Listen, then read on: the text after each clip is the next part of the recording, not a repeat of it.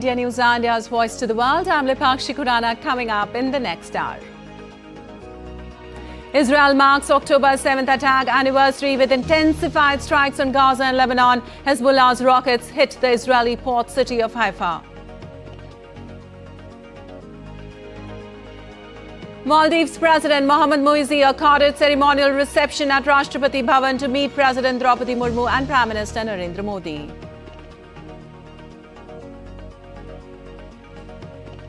Massive blast outside Pakistan's Karachi airport leaves 2 Chinese nationals dead and several injured. Balochistan Liberation Army claims responsibility for the attack. Authorities urge evacuation as Florida braces for Hurricane Milton. Higher storm surge, destruction feared ahead of Wednesday's landfall. India's Defence Minister Rajnath Singh will inaugurate DefConnect 4.0 in New Delhi, focus on advancing indigenous defence innovations for self-reliance.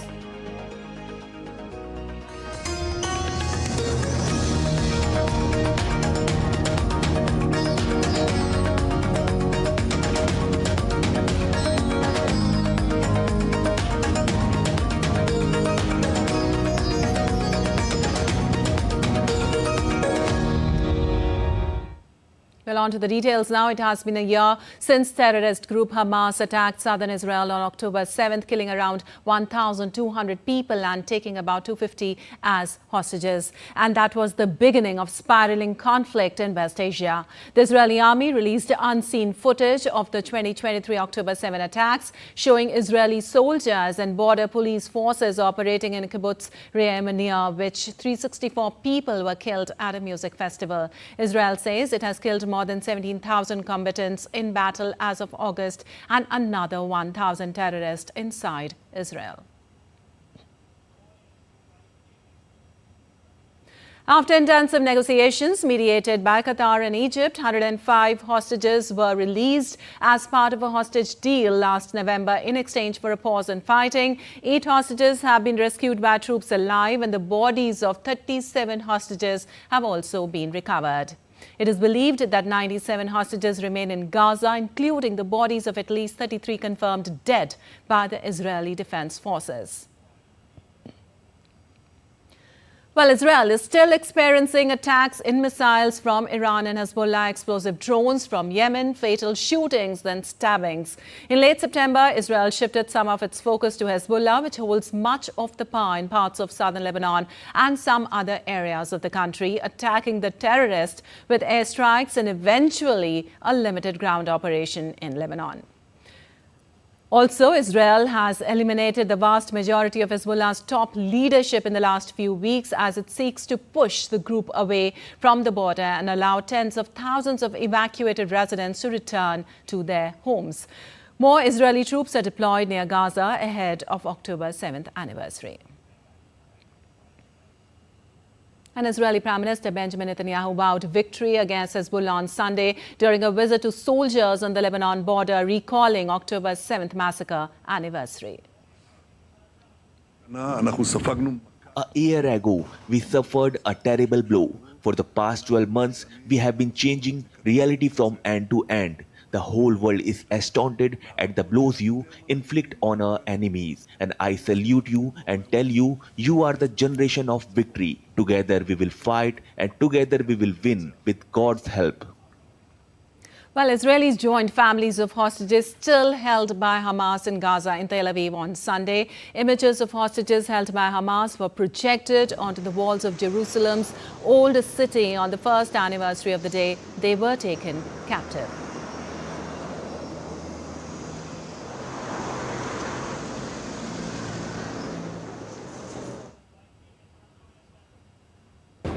It doesn't feel like 1 year. It feels like one whole day. It's devastating to think that they're still there, and we can't see any light at the end of the tunnel. Nothing is done, and we are very scared for the lives of the ones that are still alive. We know that a lot of them are not alive, but we are fear that the ones that remained alive won't survive any longer, and we have to get them out of there as soon as possible. We were walking home from dinner and we saw the whole the lights with all the pictures, and it was just so hard to even comprehend that it's been a year, and we just want to bring them home already to their families, and we'll never forget what happened. Bring them home. To get the hostages back. You're a partner in this crime, and we have to do whatever we can to get the hostages back. As the family of a hostage who was murdered in captivity, we don't care about revenge. We don't care whether the person who killed her is killed or not. That's not what we care about. What we care about is that the hostages that are now in Gaza come back home as quickly as possible. The hostages that are alive must come back alive, and the hostages that were killed must come back so they can be buried here in Israel. Meanwhile, demonstrations are being held in major cities around the world, calling for peace and release of hostages. In Argentina and Chile, vigils were held in the capitals on Sunday on the eve of the first anniversary of the conflict. Candles were held and a minute's silence was observed for those killed at the Plaza de Mayo of Buenos Aires.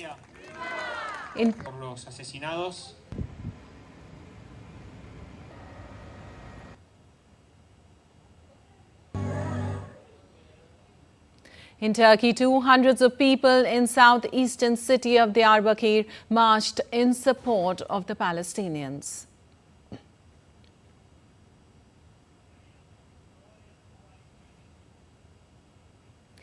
In Paris, protesters too marched near the Eiffel Tower on Sunday, calling for the release of hostages taken by Hamas militants.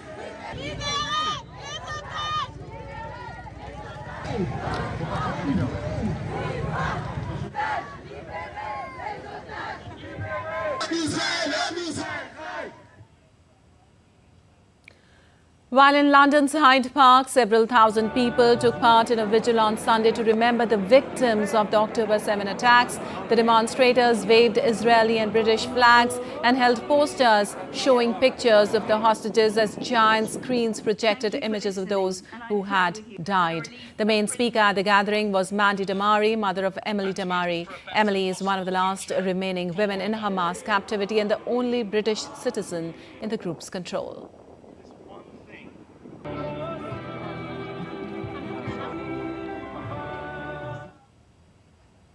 Well, Israeli Prime Minister Benjamin Netanyahu and French President Emmanuel Macron spoke on Sunday evening following Macron's call for an arms embargo against Israel. Netanyahu reiterated Israel's position that given Iran's support for all parts of its axis of terrorism, Israel expects its friends to stand behind it and not impose restrictions that will only strengthen the Iranian axis of evil. He also emphasized that Israel's actions against Hezbollah are creating an opportunity to change the reality in Lebanon in favor of stability, security and peace in the entire region. The two leaders agreed to advance dialogue on the issue during the visit of the French foreign minister, who is scheduled to come to Israel.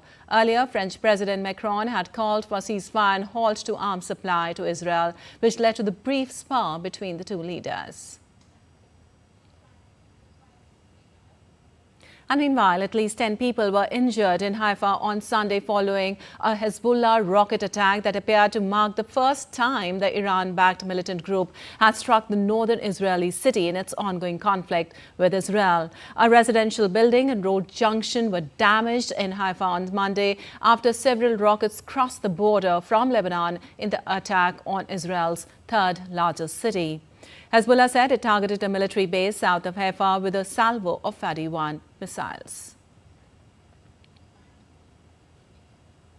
Well, also, the Israel Defense Forces struck multiple Hezbollah targets in Beirut on Sunday. The Israeli Air Force said it conducted strikes on Hezbollah's intelligence headquarters, a weapons storage facility and other sites in Beirut. It also hit Hezbollah targets in the Bekaa area of southern Lebanon, including storage facilities, a command center and a launcher. The IDF said Hezbollah had deliberately embedded its command centers in weapon storage facilities under residential buildings in Beirut, endangering civilians.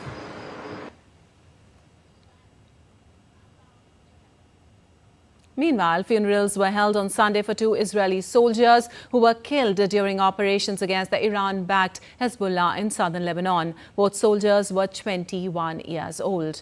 The funeral for Staff Sergeant Ido Breuer took place in Nes Ziona, southeast of Tel Aviv, while Sergeant First Class Nazar Itkin was buried in Kiryat Ata in northern Israel, about 40 kilometers south of the Lebanese border. On October 3rd, the Israeli military confirmed 8 soldiers had been killed in clashes with Hezbollah fighters across the border.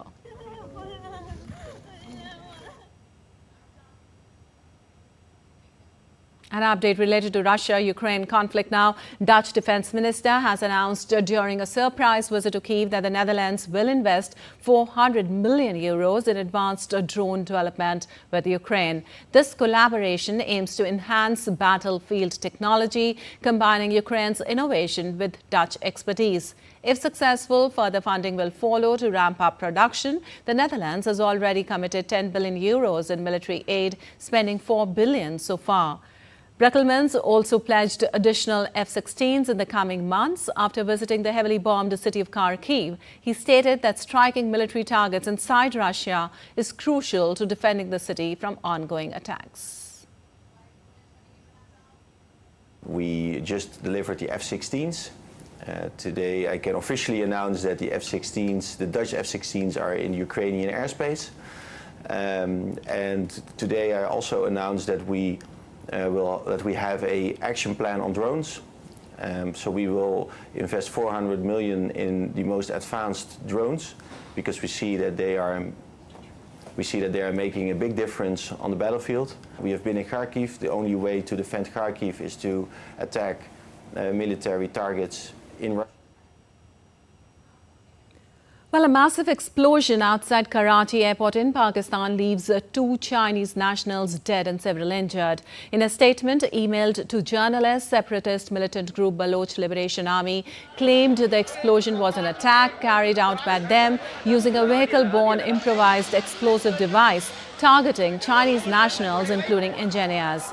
The blast, suspected to have targeted foreigners, raises concerns about the safety of Chinese workers involved in China's Belt and Road Initiative. The BLA seeks independence for the province of Balochistan, located in Pakistan's southwest and bordering on Afghanistan and Iran. In August, it launched coordinated attacks in the province in which more than 70 people were killed.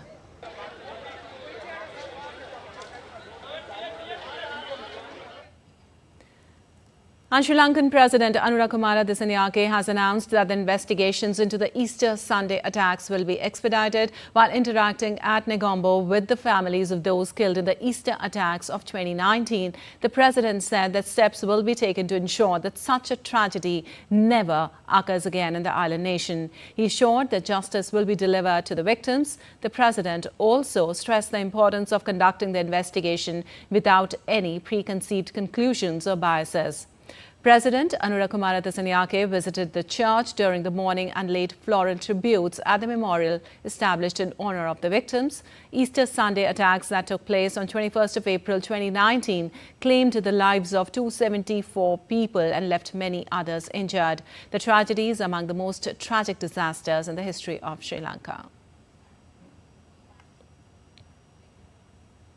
And in central Haiti, over 6,000 people have fled their homes in the aftermath of an attack by heavily armed gang members that killed at least 70 people. The attack in Pont-Sonde happened in the early hours of Thursday morning, and many left in the middle of the night.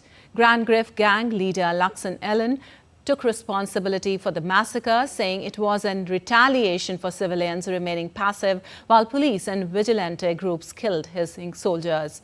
The killings are the latest sign of a worsening conflict in Haiti, where armed gangs control most of the capital, Port-au-Prince, and are expanding to nearby regions, fueling hunger and making hundreds of thousands homeless. And still to come on DD India News Hour. Ahead of counting of votes in J&K and Haryana on October 8th, security beefed up in and around all counting centres. India will observe Indian Air Force Day on 8th October, ahead of which Chief of Defence Staff lays wreath at National War Memorial.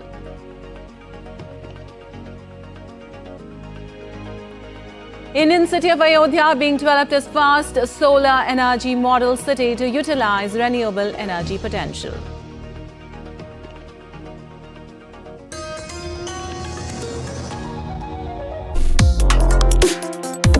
Complex issues, hidden agendas, twists and turns, strategic games. We think all dots are linked, we just need to connect them. Join me every week as I connect the dots to unravel hidden designs in statecraft, mysteries, and decode issues that matter to you. Watch Connecting the Dots with me at these times on DD India.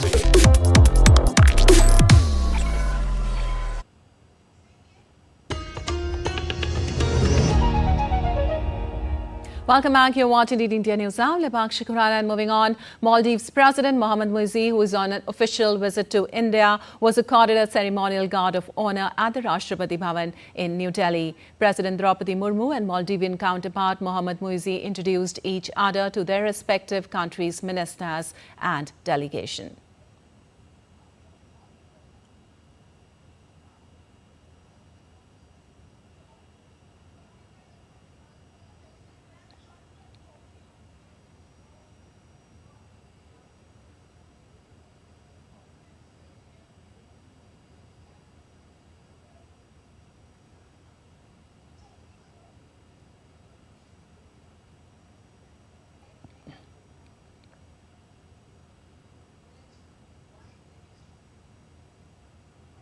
Later, Maldivian President laid Eid at Rajghat in Delhi. His wife, Sajida Mohammed, was also with him. President Muizzi also signed the visitors' book there. In a short while from now, visiting dignitary will meet Prime Minister Narendra Modi at Hyderabad House, during which they are expected to discuss bilateral, regional and international issues of mutual interest. President Muizzi will later meet President Draupadi Murmu.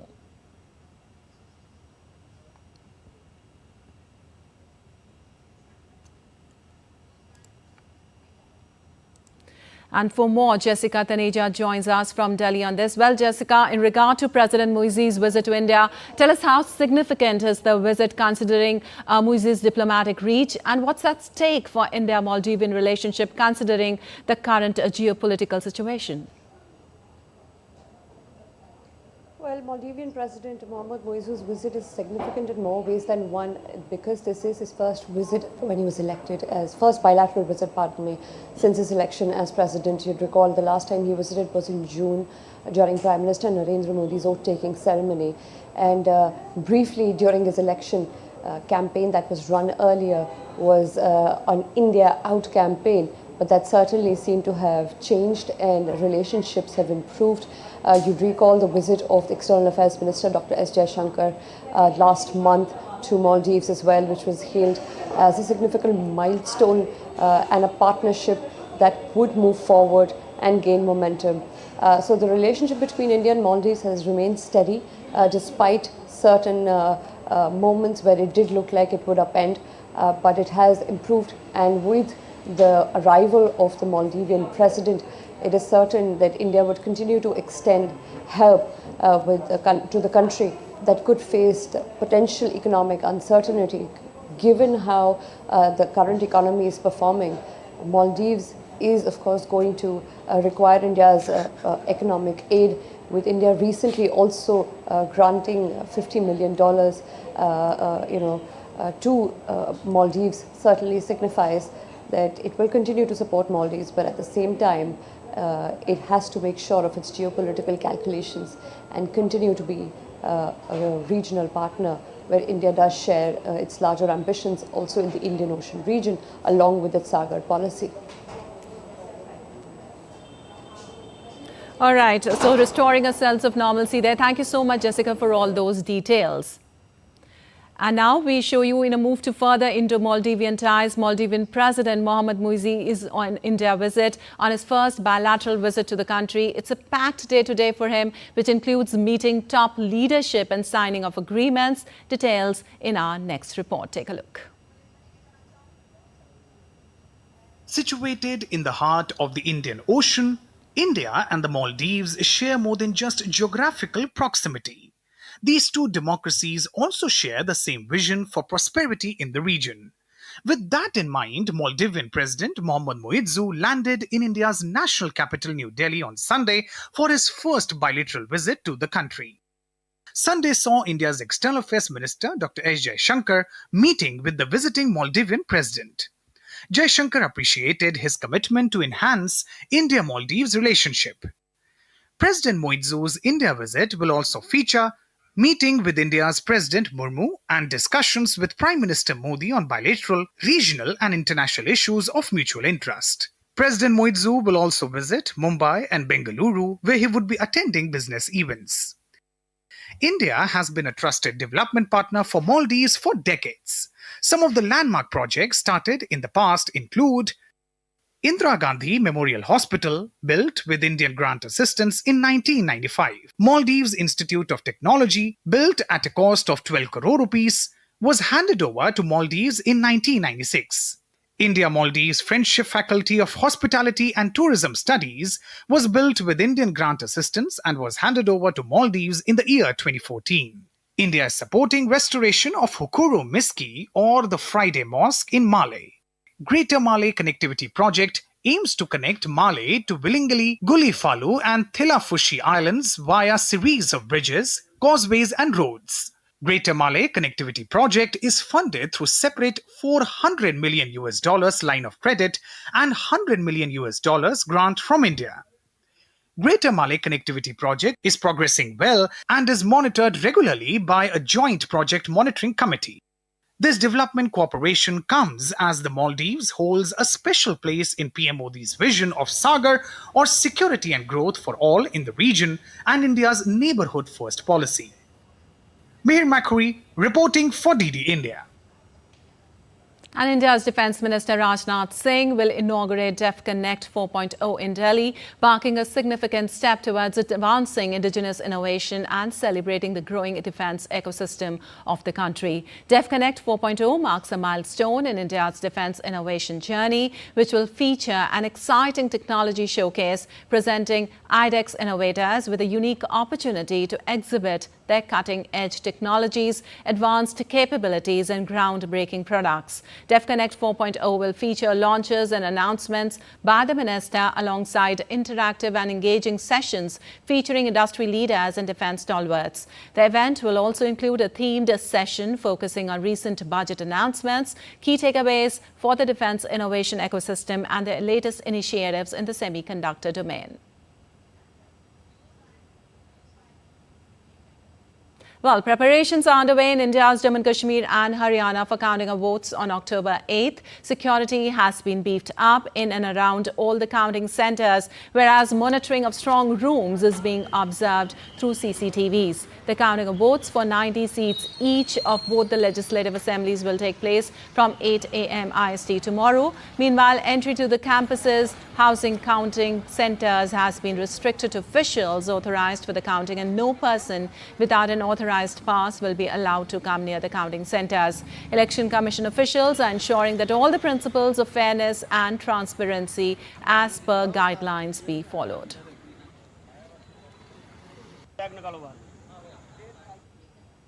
And now let's take a look at other stories making news today.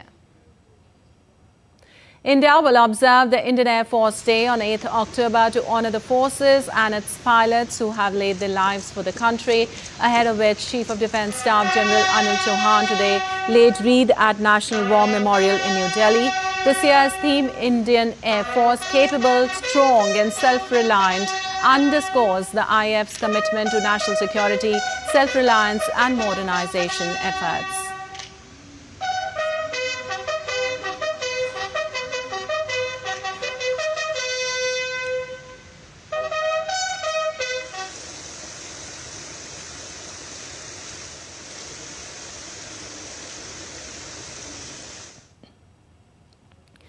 Prithpal Kaur, the Superintendent of Police of Fake District in India's northeastern state of Nagaland, has been selected as the 2024 IACP 40 Under 40 awardee by the prestigious US-based International Association of Chiefs of Police. The dentist-turned-Indian Police Force officer is among 40 police officers selected from around the world for the award and the lone winner of the 2024 IACP 40 Under 40 award from India this year.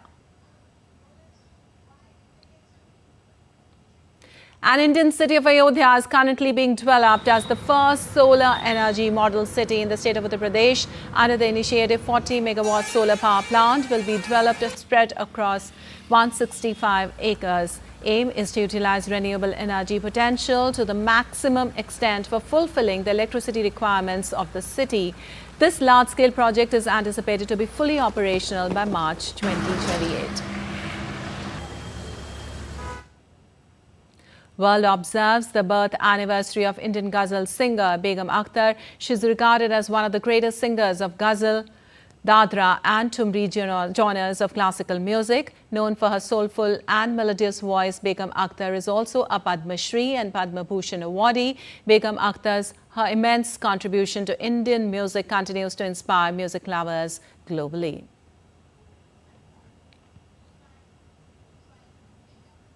And now some weather updates. Weather updates Milton strengthened from a tropical storm to hurricane on Sunday is projected to make landfall on Wednesday morning. Florida governor has warned of a potentially higher storm surge and power outages. Florida's Emergency Management Division has urged people to prepare for the largest evacuation likely since 2017. The new hurricane has the potential to affect areas already reeling with the aftermath of Hurricane Helene. President Biden has urged all residents in Florida to listen to local officials and make preparations as needed.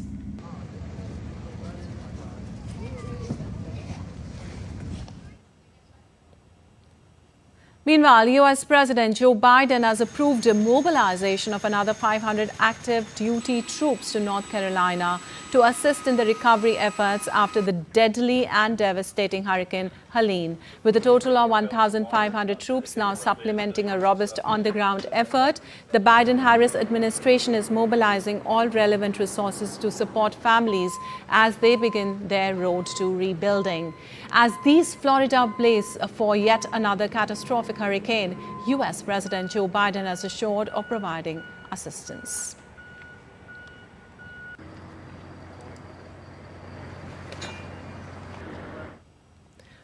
Well, heavy rainfall warning has been issued by the Department of Meteorology in Sri Lanka with prediction of thunder showers at most places in the island during the afternoon or night. Heavy showers above 100 mm are likely at some places.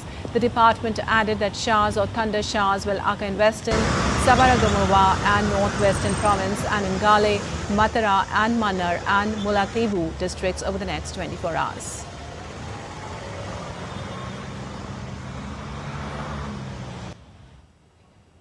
While in India, heavy rainfall is expected today on all northeastern states and some parts of southern India. Met Department has predicted that heavy rainfall may occur over Assam and Meghalaya, Arunachal Pradesh, Nagaland, Manipur, Mizoram and Tripura. Besides Kerala and Tamil Nadu and south interior Karnataka is also expected to witness rainfall.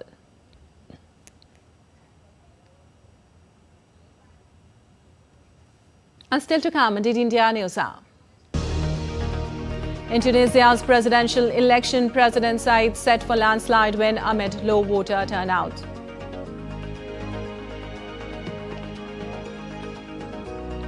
Ahead of presidential elections on October 9th in Mozambique, opposition party hold rallies in Matola. Republican Trump visits Wisconsin for the fourth time in 8 days, holds rally in the key state.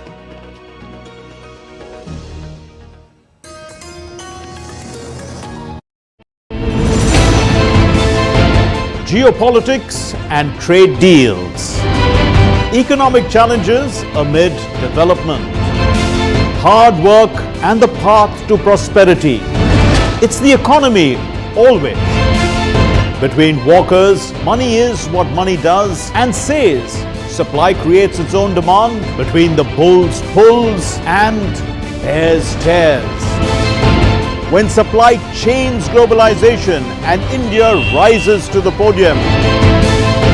We'll get you centered with the economic brief at 8 p.m. every Thursday on DD India.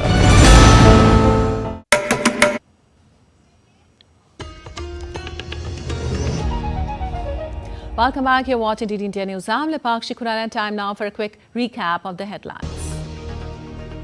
Israel marks October 7th attack anniversary with intensified strikes on Gaza and Lebanon. Hezbollah's rockets hit the Israeli port city of Haifa.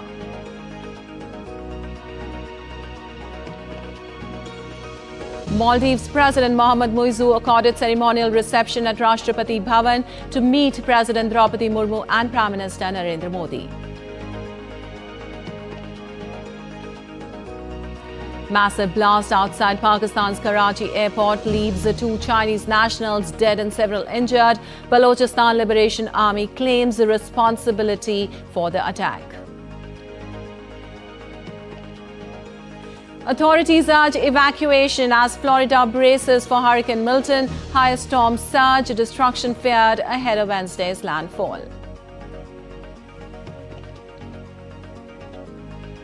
India's Defence Minister Rajnath Singh will inaugurate DefConnect 4.0 New Delhi, focus on advancing indigenous defence innovations for self-reliance. And moving on, Tunisia's presidential election saw a low voter turnout, with President Kais Saied expected to win easily as opposition parties largely boycotted the vote. Official results are not expected until on Monday evening, but an exit poll showed Saied in the lead with 89.2% of votes. If the results are confirmed, there will be no runoff vote. Supporters of Tunisian President Kais Saied gathered in Tunis to celebrate after exit polls indicated his victory in the presidential election. Sunday's election pits Saied against 2 rivals, his former ally, Cha Party leader Zohair Moghzaoui and Ayachi Zamel, a businessman who was seen as posing a big threat to Said's re-election until he was jailed last month. Tunisians voted on Sunday in an election in which President Kais Saied is seeking a second term, with his main rival Ayachi Zamel and most opponents imprisoned or barred from running.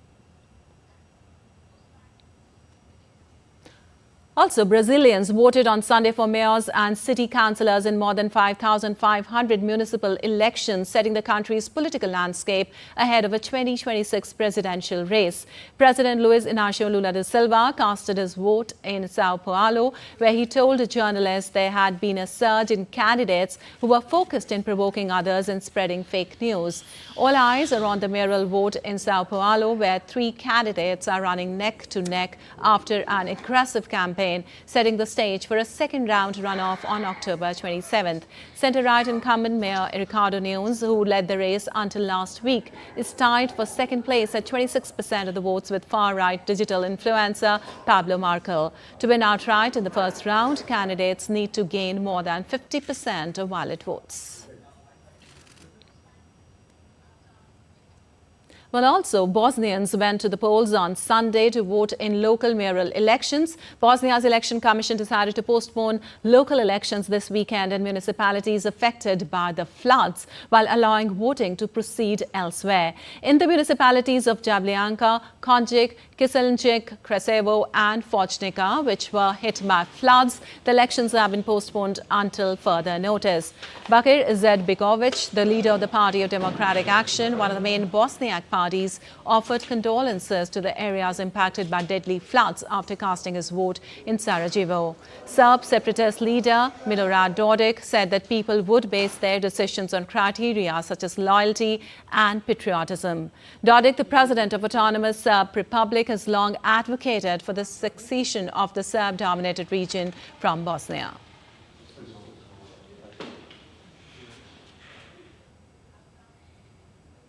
And the leader of Mozambique's main opposition party, Osofo Mohamed, held a final rally on Sunday in Matola ahead of the presidential and legislative elections on October 9th. Mohamed was warmly greeted by the supporters upon his arrival at the rally. He addressed the crowd in Portuguese and pledged to prioritize safety, social justice in a bid to end the ruling Frelimo party's half-a-century rule. Opposition party Renamo supporters voiced their frustration with the current ruling party and the desire for change, highlighting issues such as the need for improved youth employment, housing, hospital services, education resources and utility services.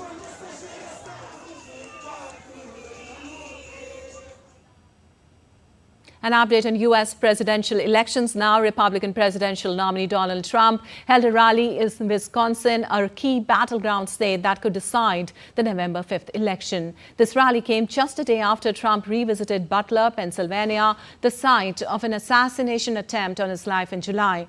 Trump has faced 2 attempts on his life, including a September plot where a gunman hid undetected at his Florida golf course before being thwarted by the U.S. Secret Service.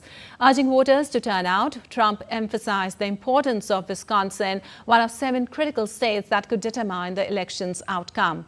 This marked his 4th visit to Wisconsin in just 8 days as he ramps up his campaign efforts.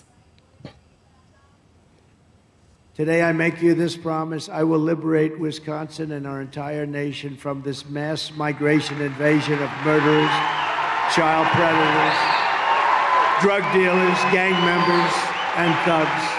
Going to be liberated. Going to liberate.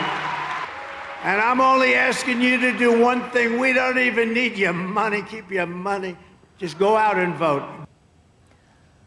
Well, former First Lady Melania Trump has reiterated her stance on abortion, saying she believed in individual freedom and that she didn't want government to interfere with her personal choices.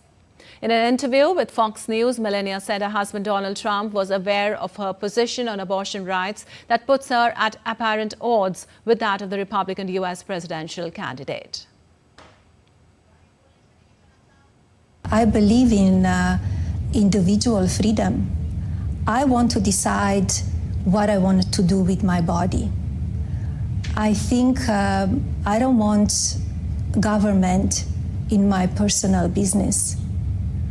I think it's very important.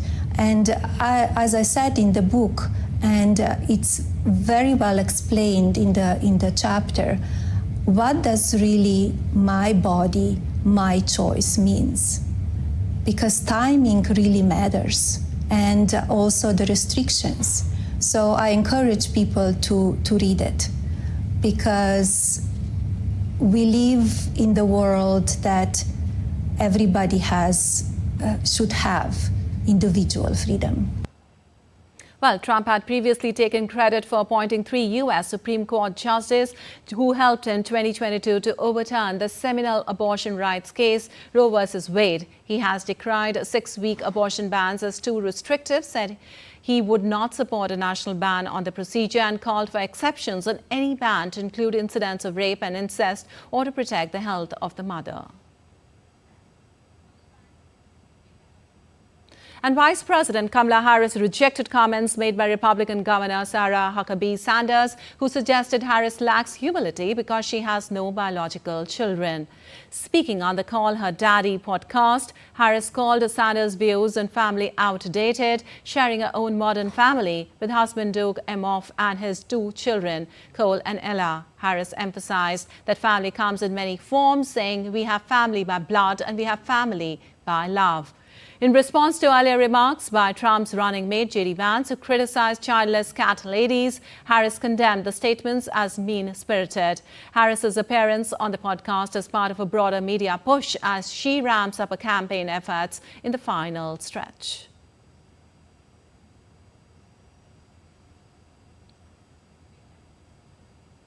Well, about 240 million people are eligible to vote in this year's U.S. presidential election. However, only a relatively small number of them are likely to decide who becomes the next president. Experts believe there are only a handful of swing states that could possibly be won by either Democrat Kamala Harris or Republican Donald Trump. U.S. Vice President Kamala Harris and former President Donald Trump are hurtling towards their November election showdown, one of the closest contests in modern American history. With barely a month before Election Day on November 5th, let's take a look at these states.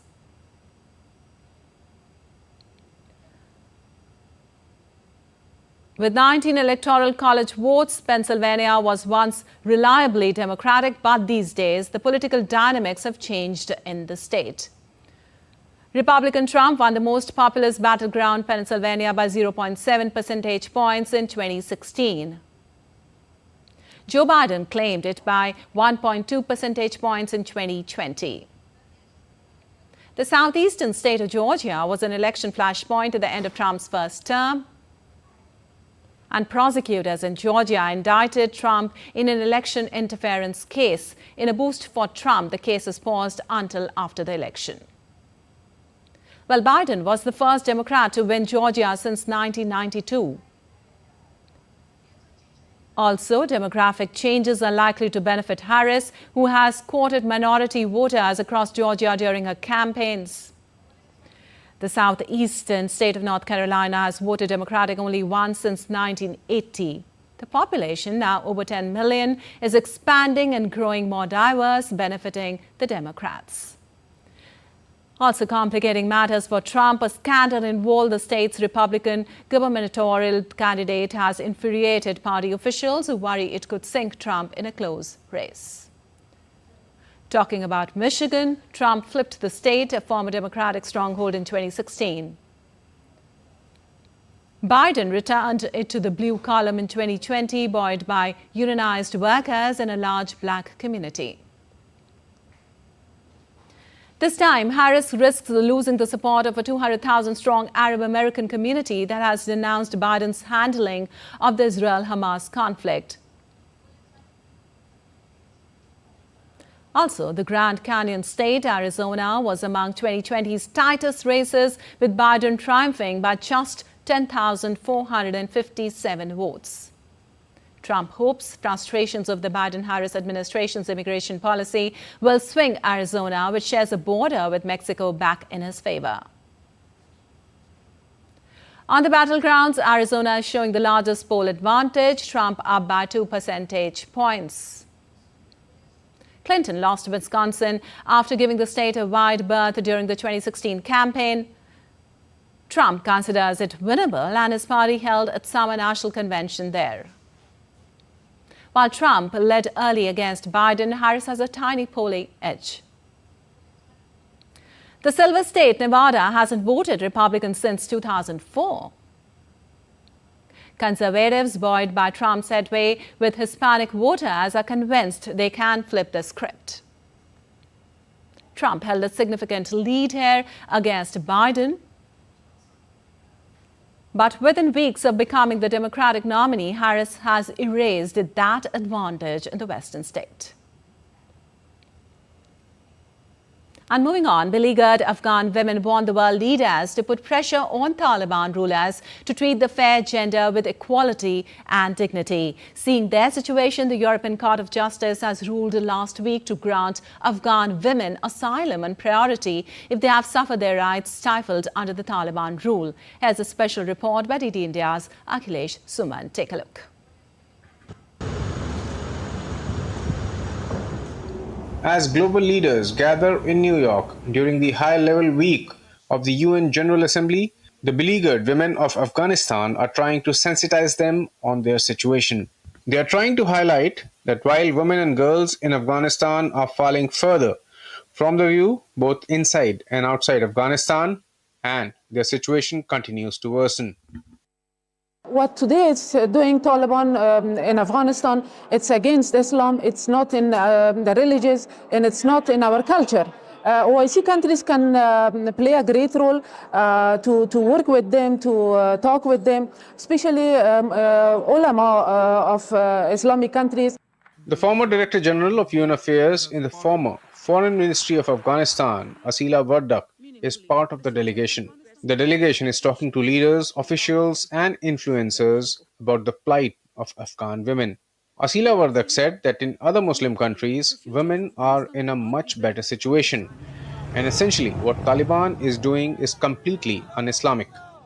To be very honest, Taliban spent so many years in Pakistan where Benazir Bhutto was a prime minister. Taliban spend more of their life in Qatar where women can drive, where women are part of the society and political participation. I think more pressure is needed. American actress Meryl Streep has also voiced her support for the Afghan women. In a meeting in the United Nations, she told the members that a squirrel has more rights in Afghanistan than a woman. United Nations Secretary General Antonio Guterres too joined in and urged the Taliban regime to remove discriminatory restrictions against the women.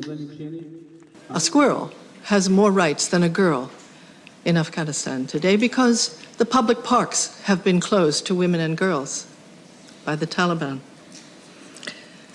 A bird may sing in Kabul, but a girl may not, and a woman may not in public. This is extraordinary. This is a suppression of the natural law. I joined them in demanding that the de facto authorities remove all discriminatory restrictions against women and girls immediately and reopen schools and universities to girls beyond grade 6.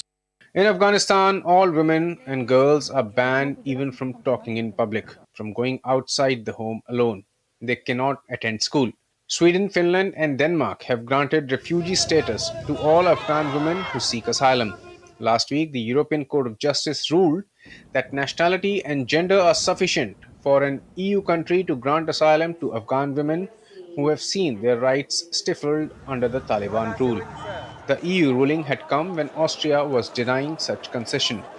Many other countries and organizations around the world, including the Organization of Islamic Cooperation, have called for respect for the fundamental rights of Afghan girls and women. Afghan women have suffered decades of deprivation due to continued turmoil in the landlocked nation. The return of Taliban obscured any hope of a turnaround, and the situation remains extremely disturbing. Akhilesh Suman's report for DD India. Well, still to come on DD India News Hour. US President sends troops to provide aid to areas impacted by Hurricane Helene. In sports, India registers a comfortable 7-wicket victory over Bangladesh in the first T20 International of the 3-match series. And we'll show you Navratri's special Garba dance performed in Indian state of Gujarat, which is played with fire in the state.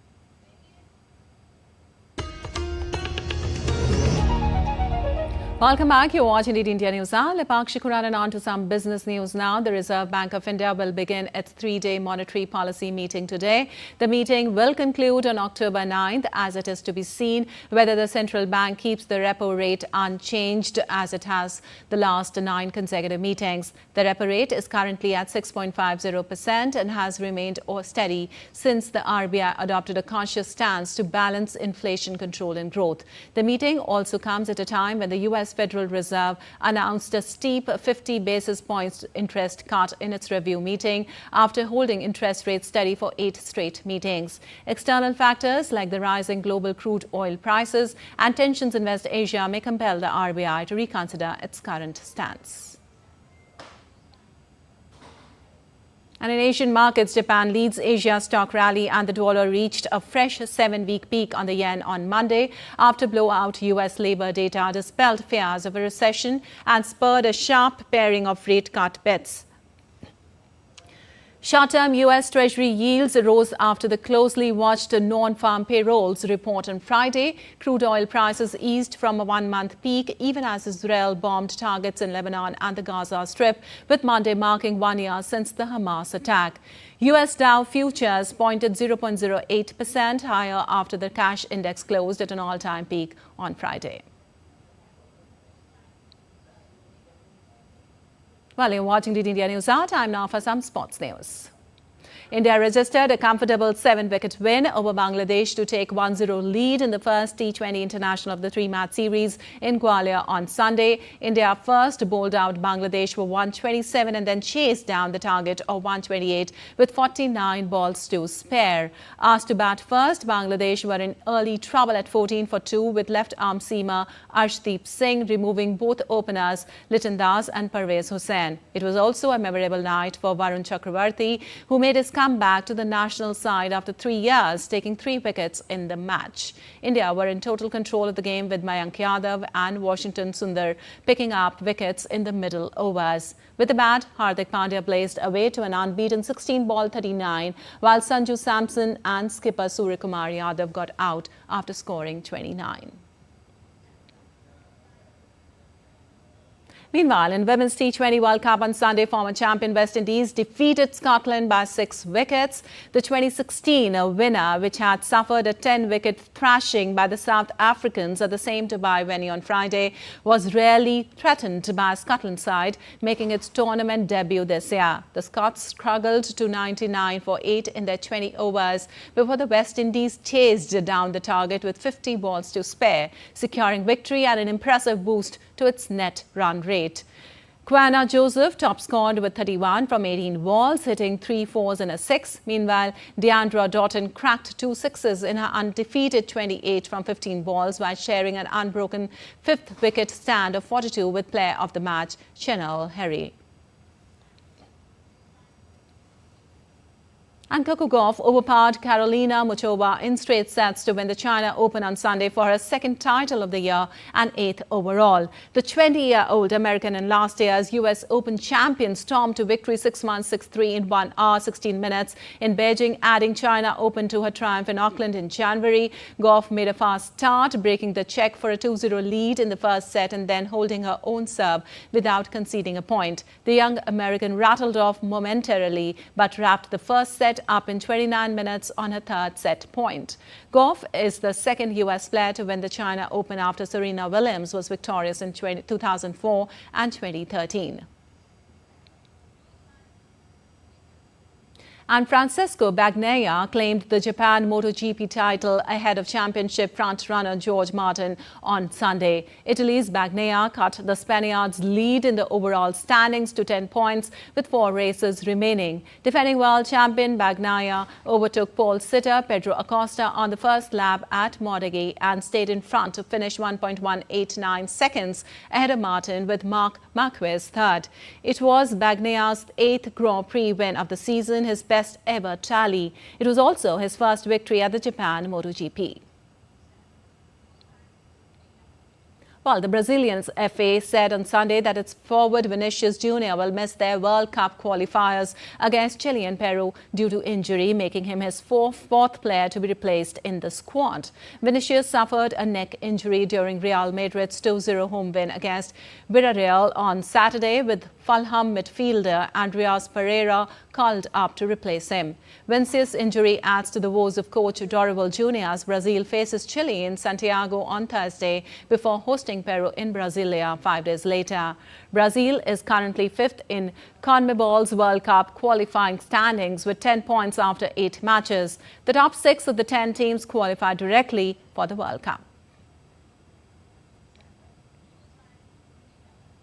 Well, as the 9-day festivities of Navaratri continue across India, in the western Indian state of Gujarat, a special Garba dance was performed which is known as the Mashal Ras. It is a unique Garba which is played with fire in the state. It is majorly performed by men. The men were seen dressed in traditional Gujarati attire, circling around and dancing with torches in their hands to the beats of popular folk songs as spectators took in the festive mood from their homes.